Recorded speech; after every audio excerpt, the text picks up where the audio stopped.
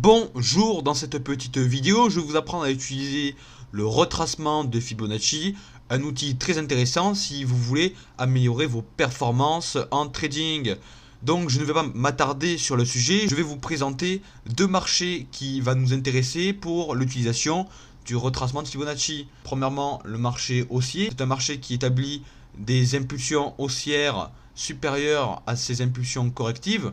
Celui-ci va établir des impulsions plus étendues que ces phases correctives. Donc là, nous pouvons bien voir que nous sommes dans un marché haussier puisque celui-ci établit des points bas qui sont supérieurs à ses précédents. Ce petit point bas est supérieur à son précédent, qui lui-même est supérieur à son précédent.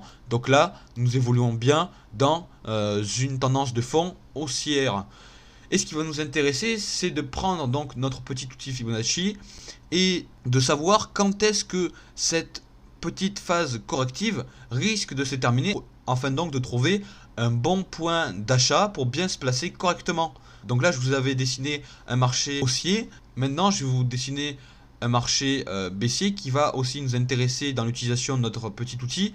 Donc, c'est-à-dire que, donc là, je vous dessine, on a des phases impulsives baissières qui sont supérieures aux phases impulsives correctives. Cette jambe baissière est nettement supérieure à cette petite jambe haussière et ainsi de suite. Le marché établit donc des points bas inférieurs à ses précédents. Celui-là est inférieur à celui-ci. Celui-ci est inférieur à celui-ci. Donc là, nous pouvons bien voir que le marché est dans un fond baissier. Et ce qui va toujours nous intéresser avec donc le retracement de Fibonacci, c'est de savoir quand est-ce que la correction de notre jambe d'impulsion baissière risque de se terminer. Ce qui nous permettra de nous placer correctement grâce à notre petit outil. Donc là, je vais m'appuyer sur une tendance haussière qu'a réalisé le Nasdaq 100. Donc là, mes bougies, elles sont en daily. Une bougie représente une journée. Donc nous pouvons nettement voir que le marché évolue dans un fond haussier, étant donné que nous avons des points bas supérieurs à ses précédents. Celui-là est supérieur à celui-ci. Celui-là est supérieur à celui-ci. Celui-là est supérieur à celui-ci. Donc là, nous pouvons bien voir que nous évoluons dans un marché haussier. Et donc ce qui va nous intéresser, c'est de savoir justement où est-ce qu'on pourrait se placer correctement pour faire partie de ce mouvement haussier. Donc premièrement, pour utiliser ce petit outil, il faut qu'on distingue des phases d'impulsion haussière. Donc là, nous avons un bon exemple. À ce moment-là, le marché évolue en range. Et ce n'est qu'à partir d'ici qu'il y a eu une phase, on va dire, assez explosive du marché.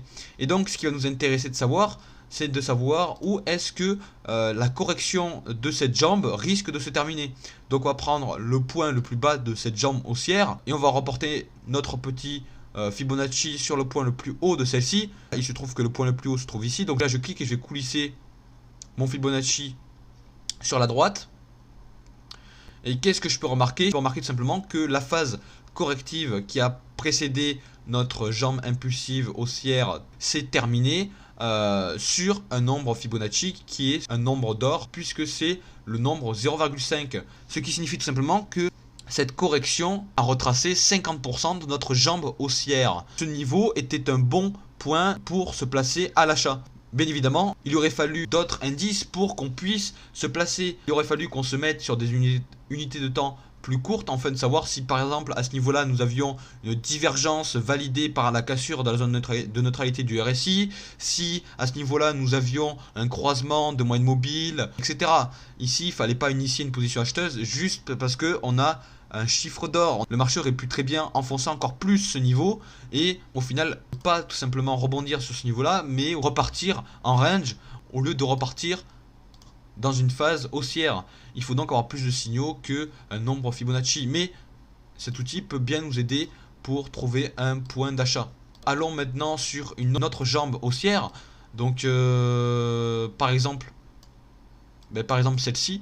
Là nous pouvons bien voir que nous avions une jambe haussière qui est suivie par une petite phase corrective. Mais si on aurait voulu savoir où est-ce que cette petite correction risque de se terminer, on prend notre petit outil retracement de Fibonacci, on se place sur le point le plus bas de notre jambe haussière, on reporte sur le point le plus haut, on coulisse vers la droite et qu'est-ce qu'on remarque? On remarque tout simplement que le marché a rebondi sur notre chiffre d'or 0,5 de Fibonacci, comme la dernière fois.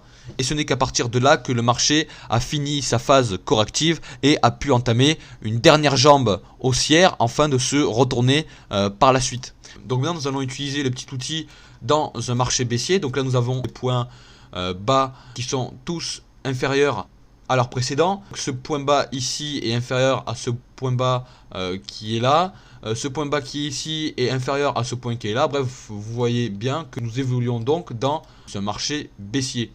Et c'est là qu'intervient notre petit outil Fibonacci, afin qu'on puisse bien se placer correctement dans le sens de notre tendance baissière. Donc ce qu'on va faire, c'est qu'on va prendre une impulsion baissière. Donc là nous pouvons nettement en voir une, donc elle est juste ici. Donc ce qu'on va faire, c'est qu'on va prendre notre Fibonacci, toujours pareil, on va le placer sur le point le plus haut de notre impulsion baissière, on reporte sur le point le plus bas de celle-ci, on coulisse vers la droite. Et qu'est-ce qu'on remarque? On remarque tout simplement que le marché avait fini de corriger sa jambe baissière sur justement un nombre Fibonacci qui est un nombre d'or, puisque c'est le nombre 0,618.